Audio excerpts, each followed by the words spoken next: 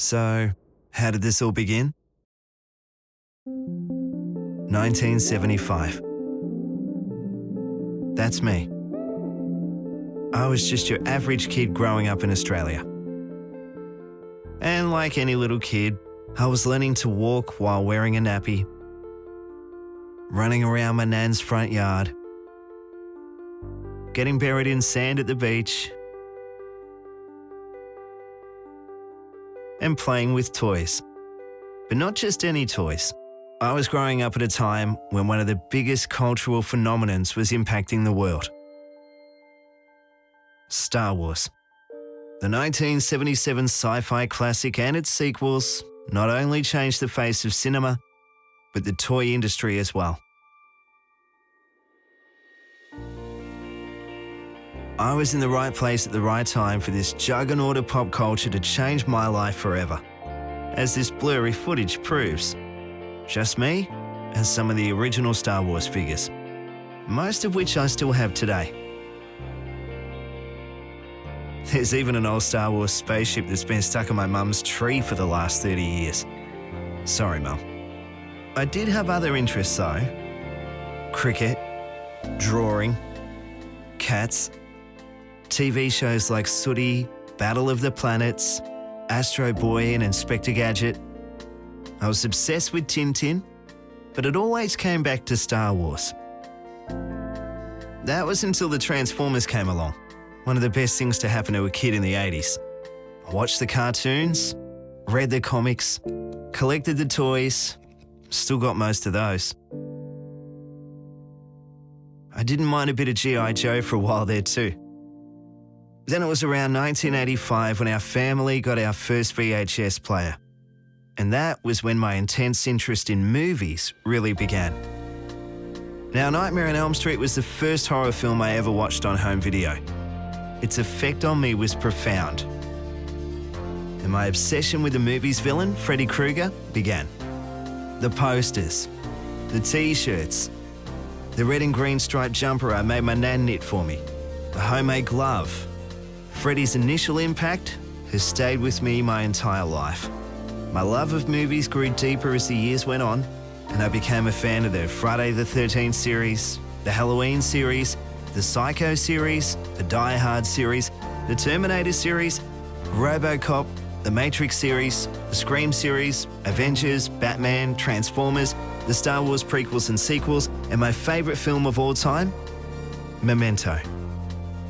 Now, I've always wondered what came first, my love of movies or my love of toys? Or collectibles, which is what you call them when you're a grown-up. And what is it about these movie collectibles that really appeals to me? I'm not really sure. Maybe I can answer those questions as we go along. What I do know is that movies and collectibles are two of my biggest passions in life. So it seems appropriate that I share with you one of my favourite things, my collectibles, through one of my other favourite things, a movie. I don't have the biggest collection in the world. Far from it. But what you're about to see is a small part, maybe 1/3, of my collection, including some of my favourite pieces. A collection that I've invested hundreds of thousands of dollars and countless hours into over the last 45 years. Let's get started, shall we? Freddy Krueger, one of the biggest horror icons of the 80s. Not exactly a great role model for a young kid, but there was something about Freddy that I connected with. He was just one of the coolest movie characters ever created. Halloween might not be celebrated in a big way here in Australia, but most years I'll dress up as Freddy and do a bit of trick-or-treating around the neighbourhood. I decided to take that to the next level in 2019. When my wife and I flew to Los Angeles to celebrate Halloween, right out front of the original Nightmare on Elm Street house. Talk about a dream, or maybe a nightmare, come true. Dressed as Freddy, posing for photos with fans, standing on Sunset Boulevard. It's going to be hard to top that. I've collected a few Freddy items over the years. Replica gloves, each one a little different. There's the glove from the first film, the glove from Elm Street 3, Dream Warriors, the glove from Part 5, Dream Child,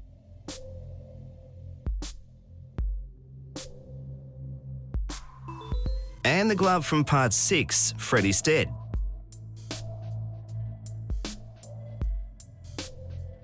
I've got two different sweaters from David Miller Creations. David was the makeup artist responsible for Freddy's look in the original film, as well as Part 5, 6, and Wes Craven's New Nightmare. A couple of different masks based on the makeup designs of the original film and Part 4.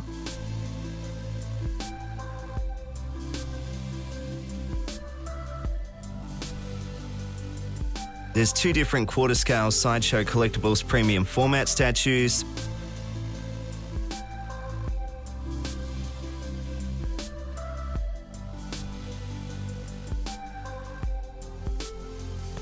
And the limited edition Elite Creatures Collectibles life-size bust.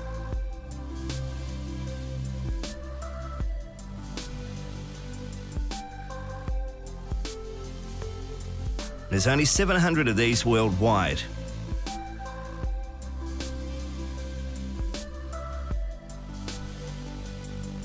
This cost around $2,500, and within a day of unboxing it, it fell from a shelf and ended up in pieces.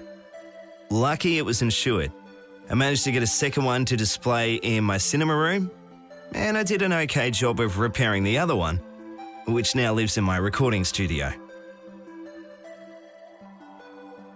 There's the limited edition NECA Freddy vs. Jason replica mask and glove, 2,000 of these worldwide, a few NECA Freddy figures, and the most recent Sideshow Collectibles 6-scale Freddy figure. And all my other Freddy stuff is packed away in storage for the time being. Welcome to my nightmare.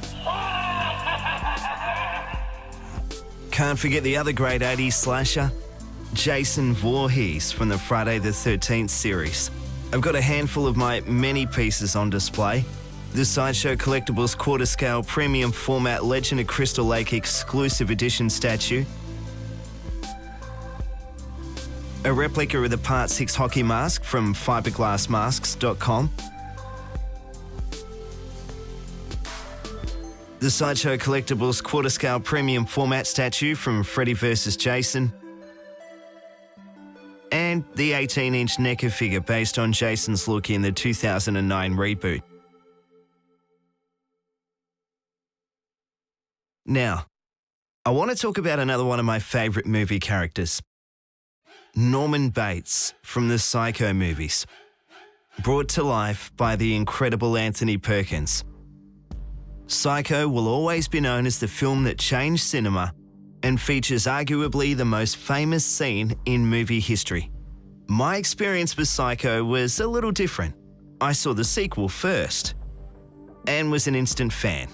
Yeah, I like the original, but Part 2 and especially Part 3 remain in my top 10 favourite films of all time. Norman Bates is one of the best horror movie characters ever, and for me, I'd say he ties for first place with Freddy.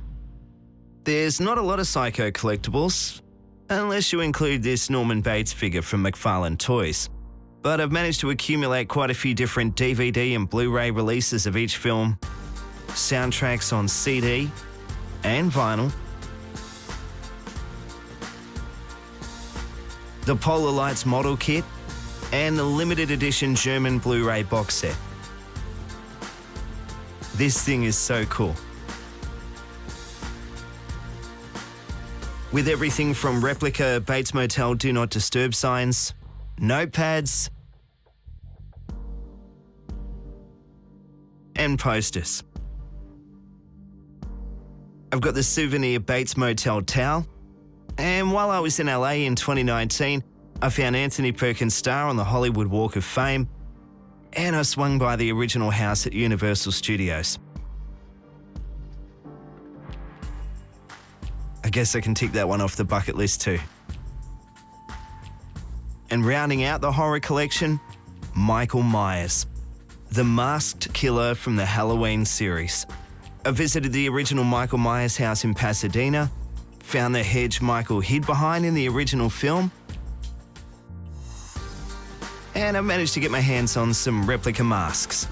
One from the original film, Halloween H2O, and the Rob Zombie remake. You can throw in some Blu-rays and a book too. And there's some more Michael Myers collectibles being released soon. Until then, I may make the occasional appearance dressed as Michael on Halloween. And while I'm on the subject of horror, I want to show you a very exclusive collectible from the 2014 Australian film, The Babadook. If you've never seen the film, it's definitely worth checking out. A main plot point in the film is this replica book made by the same team who made the original movie prop.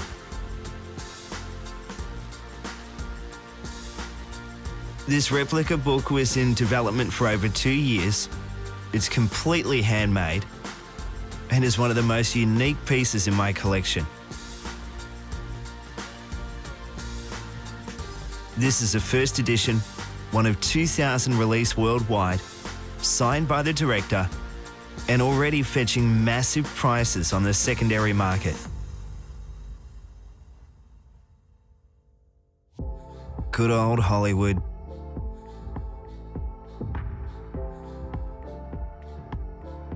Blockbuster movies.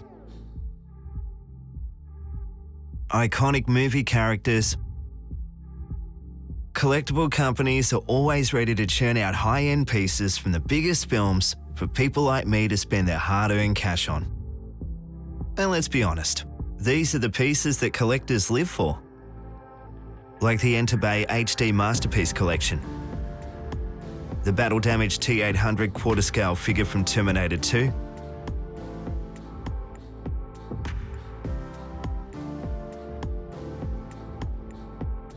the T-1000 quarter-scale figure from Terminator 2.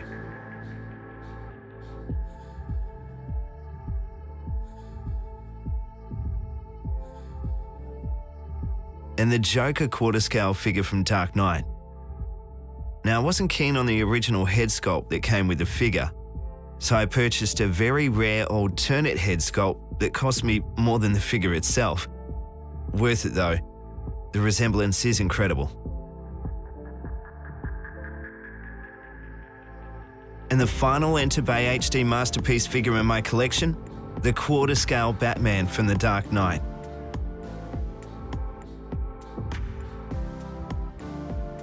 Then from Hot Toys, the quarter-scale Dark Knight Rises Batman figure.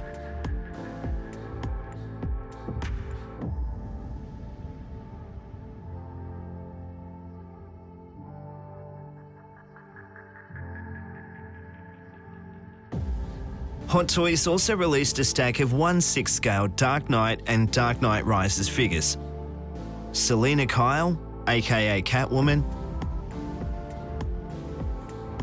Jim Gordon in SWAT uniform,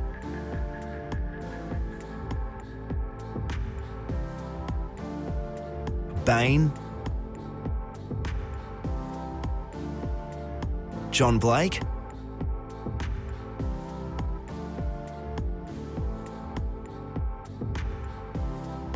Harvey Dent, or Two-Face,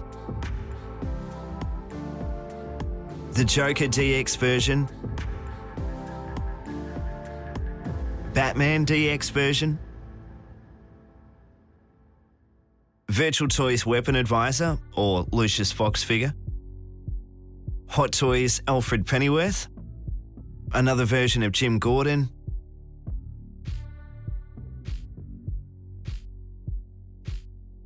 the Joker in police uniform, and the Joker bank robber version. And once you've collected all those, you're gonna need the Hot Toys tumbler. This thing is huge, 83 centimeters long and 60 centimeters wide.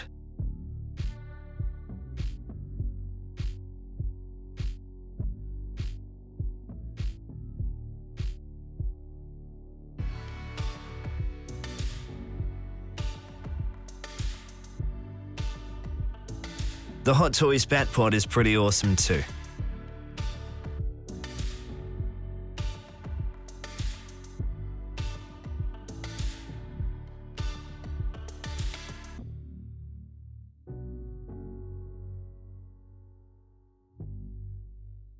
Hot Toys really are the best when it comes to making movie collectibles in the quarter and 1/6 scale.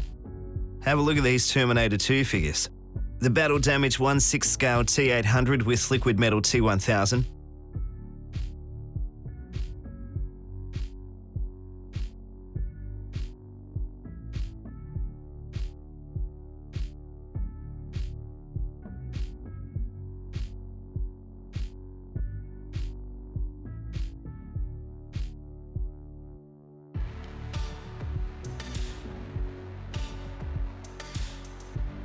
The 1/6 scale T1000 in Sarah Connor disguise.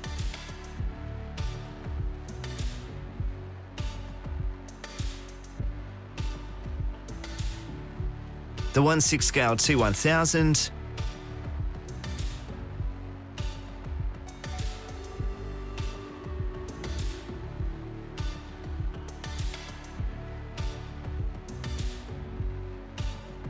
.1/6 scale Sarah Connor. And from the original Terminator, the 1/6 scale T800.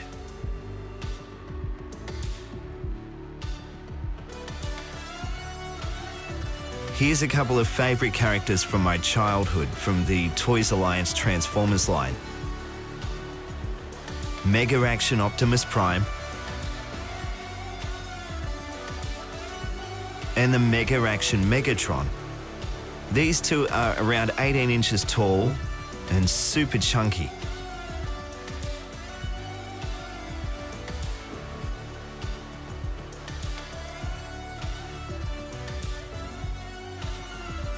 And I can't wait to get my hands on the Soundwave version, which is currently in the works. The original Robocop movie, released in 1987, is an all-time classic. One of the coolest things about the movie was the ED 209 enforcement droid. This collectible version from Hot Toys is one of the most intricately detailed pieces I've ever seen.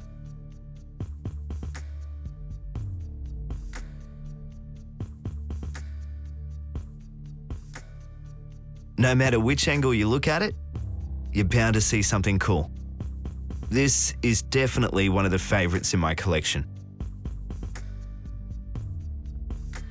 The 80s gave us some memorable action sci-fi movies, like Predator, starring Arnold Schwarzenegger. This is the NECA 18-inch quarter-scale Predator figure. This is one of NECA's best releases. The level of detail for a mass-produced collectible is really impressive.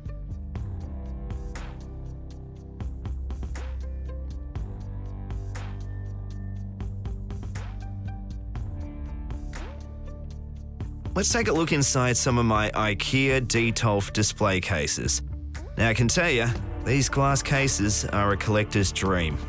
First up, the Sideshow Collectibles Indiana Jones and the Temple of Doom figure, backed up by a very cool custom-made minecart from a scratch builder in the UK.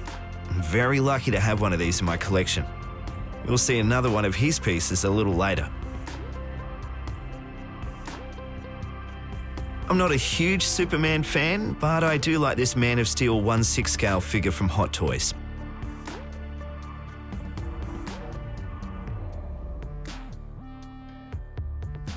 From Tim Burton's Batman, the Hot Toys Batman figure based on Michael Keaton's character. And two versions of the Joker, both from Hot Toys. Really impressive figures. The Joker 2.0 from The Dark Knight. This version included a few extra goodies like the backdrop, table and chair, knives, and the bank robber mask. A great display piece. From The Matrix, Hot Toys 6-scale Neo figure. I really hope they continue this line because collectors really need an Agent Smith, Trinity, and Morpheus figure. Hot Toys Robocop line is so good, with 2 versions of the character in the Robocop suit and the Alex Murphy figure. Great detail, and the Robocop figures are made from die-cast metal, which makes them super heavy. And hopefully Hot Toys get around to making that famous Robocop villain, Clarence Bodica. I've also got a few Walking Dead characters from 3-0, which are pretty neat.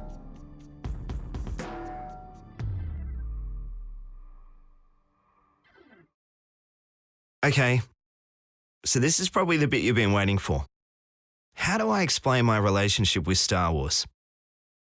In one way, it's probably the main reason I'm a collector and a movie lover, but it's never been the most important thing in my life. Which seems odd to say when you realise that most of my collection is Star Wars related. People say to me, "You must really love the movies." And I do, but I'm not watching them 100 times a year, fighting with people in Star Wars internet forums about which movie is better, how the prequels ruined my childhood, and whether or not Disney killed the franchise. I just don't care. Each movie is cool in its own way, even though Empire and Rogue One are still the best in my opinion. You see, I thought I was done with Star Wars. It was just a part of my childhood that I'd always look back on fondly. Then, in January 1997, to mark the 20th anniversary of the original film's release, along came Star Wars Special Edition, followed by special editions of the sequels, and as a result of their box office success, the Star Wars toy floodgates opened again. By the time the first of the prequels, The Phantom Menace, was released in 1999, I was caught up in the onslaught of all new Star Wars merchandise. The only problem was, this time it wasn't up to my parents to buy the toys as presents for Christmas. I had my own money and a lack of restraint.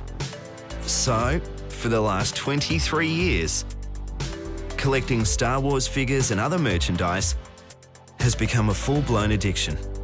Oh, and there was that time I hosted a premiere of The Phantom Menace dressed as Darth Maul. Went to the Magic of Myth tour in Sydney in 2002 to see the original costumes and props up close. And took a trip to Galaxy's Edge at Disneyland in LA. Star Wars is still, and probably always will be, the main focus of my collection. And while so much of it is packed away in storage, there's still plenty on display. Mostly the high-end pieces that deserve to be seen. So let's have a closer look. Let's start with an epic display piece from Jazz Inc. Dioramas, who continue to do incredible work for Star Wars fans. I've got a few Jazz Inc. pieces. There's another one you'll see a little later. This one is the Tantive 4 hallway diorama, featuring a few Hot Toys 6-scale figures. Here's the limited edition C-3PO life-size bust from Sideshow Collectibles. One of 750 worldwide. Love the presence of this piece in my cinema room. Next up, the original Sideshow Collectibles Darth Vader bust. Not 100% accurate, but still a fantastic addition to the collection.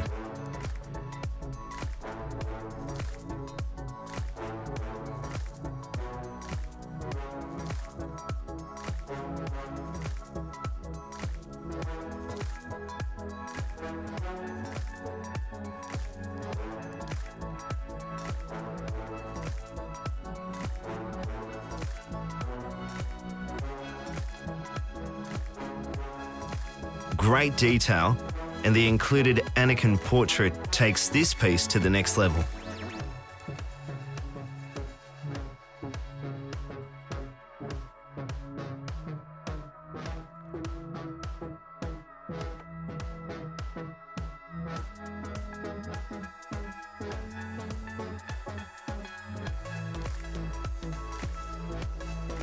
This is the EFX Collectibles limited edition Darth Vader helmet.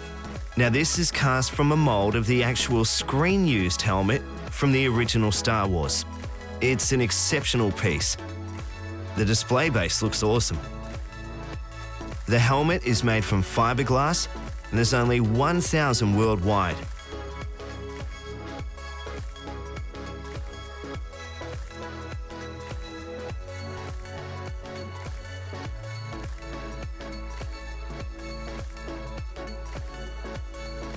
EFX did a great job of this, one of the favourites in my collection. Star Wars weaponry always looked great on screen, mainly because the props were made from real-life weapons that were altered to make them look like they came from a galaxy far, far away. This Master Replica's Rebel Trooper blaster was made in 2004 and was based directly off an original blank-firing version of the weapon. It's made of plastic and resin with various metal components, and it's actually pretty heavy. The iconic Stormtrooper E11 blaster is next, another Master Replica's release. The blasters used by Stormtroopers were based on a standard British 1950s Sterling submachine gun, and then heavily modified.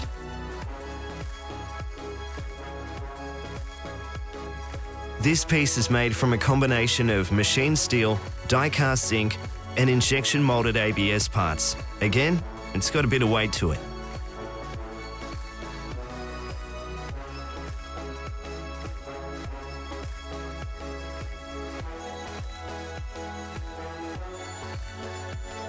Can't have a Stormtrooper blaster without a Stormtrooper helmet.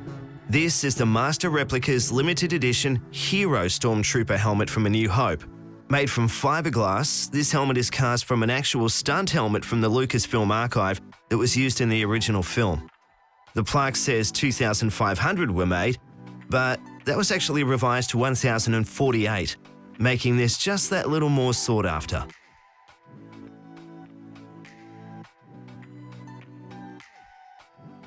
Boba Fett is one of the most popular Star Wars characters of all time, and this hand-painted Master Replica's helmet is a showstopper. 3D scan from the actual Empire Strikes Back helmet in the Lucasfilm archives, the level of detail is mind-blowing. I'm very happy to own this one.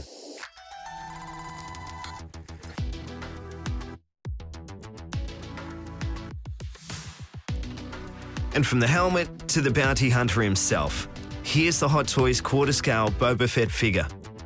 Fully posable, this piece is big and will look great next to the Hot Toys quarter-scale Darth Vader, which I'll get around to opening one day. This is the Sideshow Collectibles edition quarter-scale premium format shoebacker. Even with sculpted fur, this looks great, and the base lights up too. Here's the Sideshow Collectibles quarter-scale Episode 2 Clone Trooper premium format figure.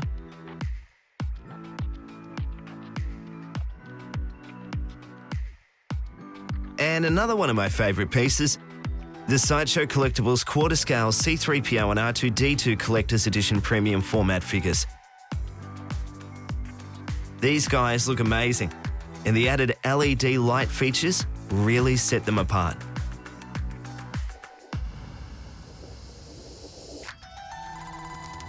The Sideshow Collectibles quarter-scale premium format Stormtrooper isn't the most accurate representation of the character, but it's nice to have one of these anyway. This is one of the first Sideshow Collectibles premium format figures I bought, the Tusken Raider. This is the exclusive version, one of 500 worldwide, made from polystone with real fabric costume, excellent detail, and a great addition to the collection. From 2006, the Princess Leia limited edition Sideshow Collectibles premium format figure. They went the extra mile with this one, adding eyelashes. The paint could be a little more subtle, but it's still got a great shelf presence, limited to 1,250 worldwide. Another version of Boba Fett now. This is the Sideshow Collectibles quarter-scale premium format version based on his appearance in Return of the Jedi. 2,000 of these released worldwide in 2007. This is the regular edition. Something a bit different now, the Hasbro Force Awakens Black Series Deluxe First Order Special Forces TIE Fighter. It's huge, really huge. Eventually, I'll find a good place to display this thing.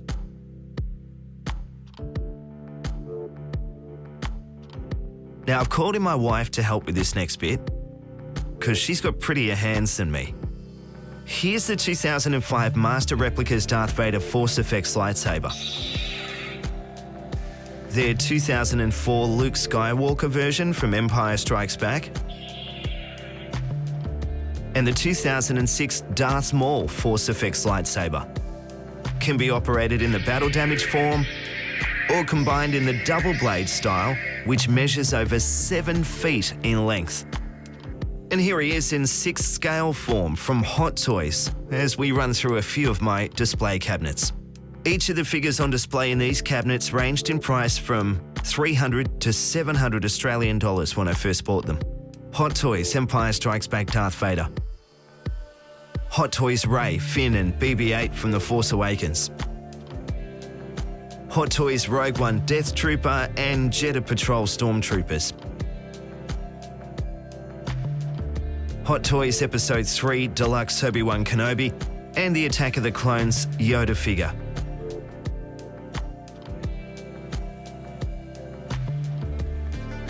Episode 3 Anakin Skywalker and Episode 2 Count Dooku from Hot Toys. Here's the Sideshow Collectibles Boba Fett in prototype armor and the Hot Toys Boba Fett from Empire Strikes Back. The 2016 Hot Toys Toy Fair exclusive Jump Trooper from the Star Wars Battlefront video game, Hot Toys Captain Phasma from The Force Awakens, and just about every variation of the First Order Stormtrooper.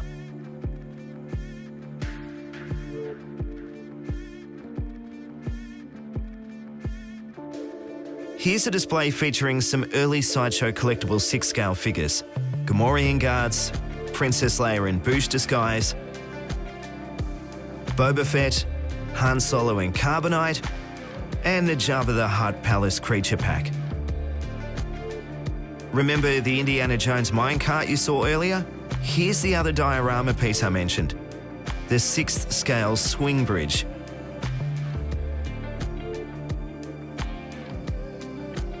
Yep, this is definitely a fave in my collection. And speaking of dioramas, here's one I made myself. Now, it's not perfect, but I think it's pretty good for a first effort. Made from scrap polystyrene packaging, plaster cloth sheets, foam core, and crab sand.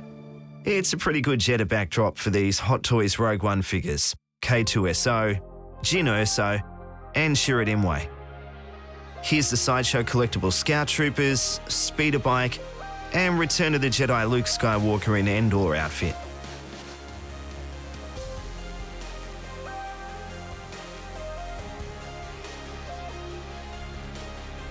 This is the 2018 Toy Fair exclusive Hot Toys Dark Side Anakin, alongside the Sideshow Collectibles Darth Sidious from the Sidious Palpatine 2-pack. Hot Toys Luke and Han in Stormtrooper disguise, and Chewbacca with real fur.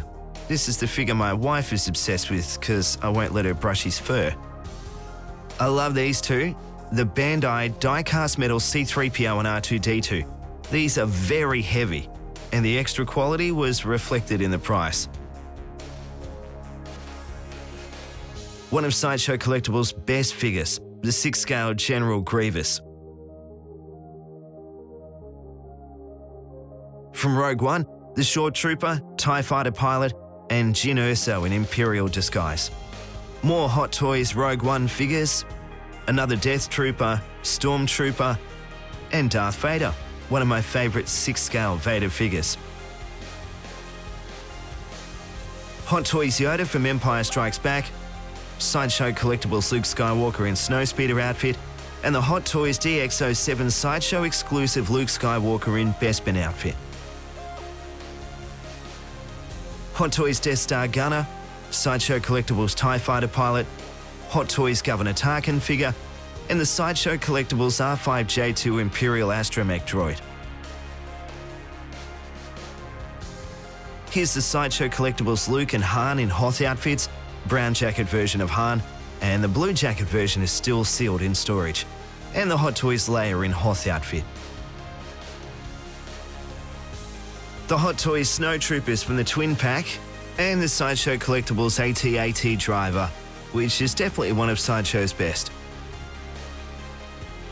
Hot Toys A New Hope Han Solo, along with the Sideshow Collectibles Luke Skywalker in X-Wing outfit. A few Hot Toys figures from The Force Awakens, including Luke, Rey in Resistance outfit, and the exclusive Finn First Order Stormtrooper version, which took me a long time to get. Hot Toys Space Trooper. I've actually got 3 of these. Hot Toys Obi-Wan Kenobi, Sideshow Collectibles R2-Q5 droid, and the very old Sideshow Collectibles Reactor Station Alpha diorama. This is the Hot Toys Force Awakens Han Solo and Kylo Ren's 6-scale figures. Han looks absolutely amazing. The Hot Toys Sand Trooper and the Sideshow Collectibles Momo, Nadon and Greedo figures.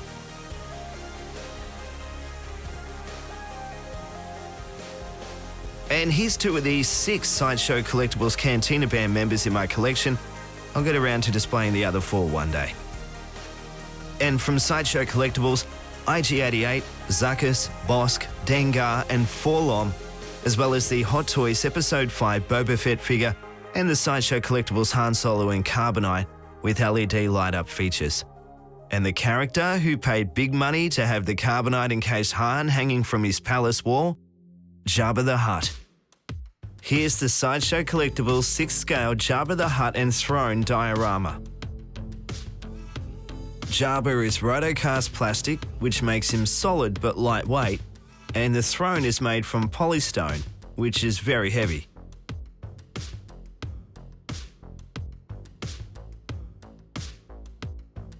Salacious Crumb was sold separately with the Scum and Villainy Creature Pack. The Bib Fortuna 6-scale figure rounds out the display. Next up is the Sideshow Collectibles 6-scale Tauntaun from Empire Strikes Back. This is the deluxe version, which includes an interchangeable head. The Tauntaun and base are made from heavy polystone.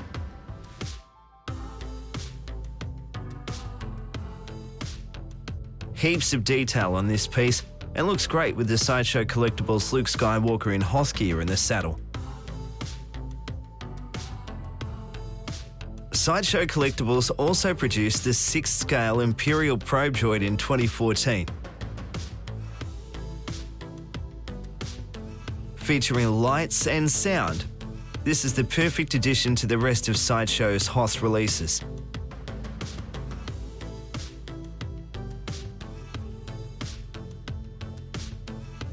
From Star Wars A New Hope, the Sideshow Collectibles 6-scale Dewback.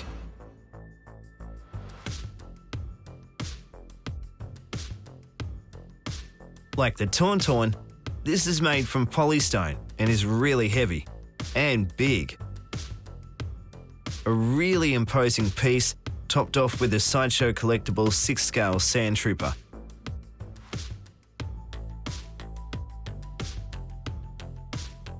This is one of 3,500 released worldwide.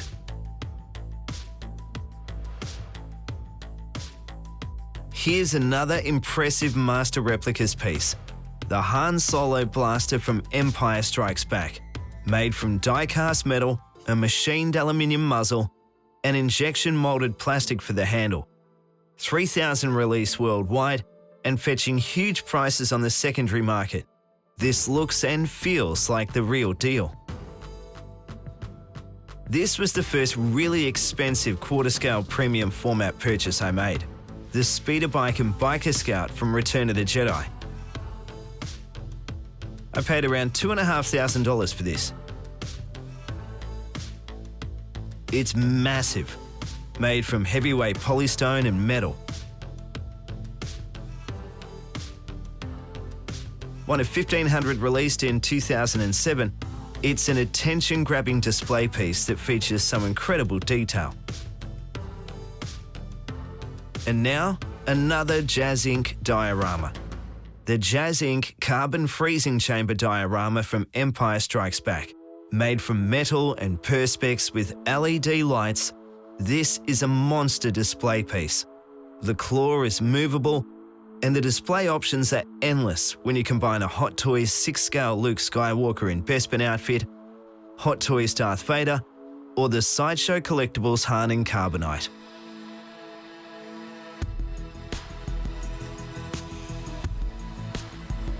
I mentioned earlier that I was only going to show you roughly 1/3 of my collection. That's a shame because there's so much more I really want you to see. The rest of my collection is packed away in storage due to the fact that I just don't have enough space in my home to display it all, and probably never will. I'm in the process of building a new home that will have a dedicated display room.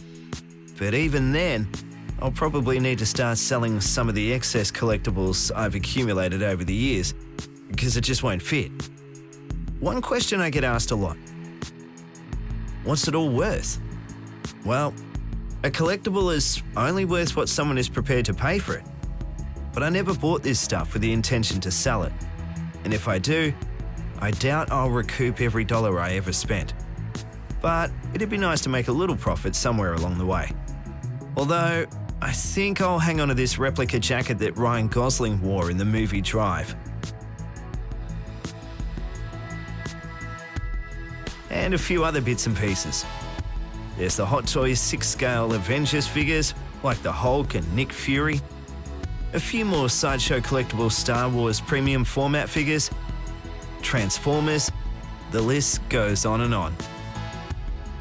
I'll be honest, I've never taken the time to really study these collectibles so intently until I decided to put this movie together. And I absolutely love what I've seen.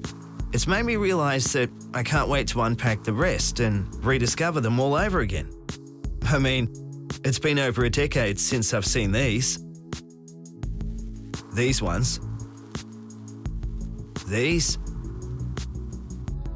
And these. These. Even these. If there's one thing I've learnt while I've put this movie together, it's that my love of films has driven my passion for collecting this entire time. It's like being able to hold a movie moment in your hands, or display it on a shelf. I'll always be a collector, and if I'm lucky enough to have children one day, I can pass all of this on to them. Everyone has a hobby or interest that has made an impact on their life, and this is mine. I'm so glad that I've finally found a way to share what I love. Thanks for watching. I hope you've enjoyed Limited Edition. There'll be plenty more for me to collect in the future. I really want to get my hands on one of these, the Queen Studios life-size Joker bust. Man, that thing is incredible. And don't worry, one day, I'll eventually let my wife brush the fur on my Chewbacca figure. And maybe one day, I'll get around to showing you the stuff you didn't see. After all, if there's one thing movies have taught me, there's got to be a sequel. Right?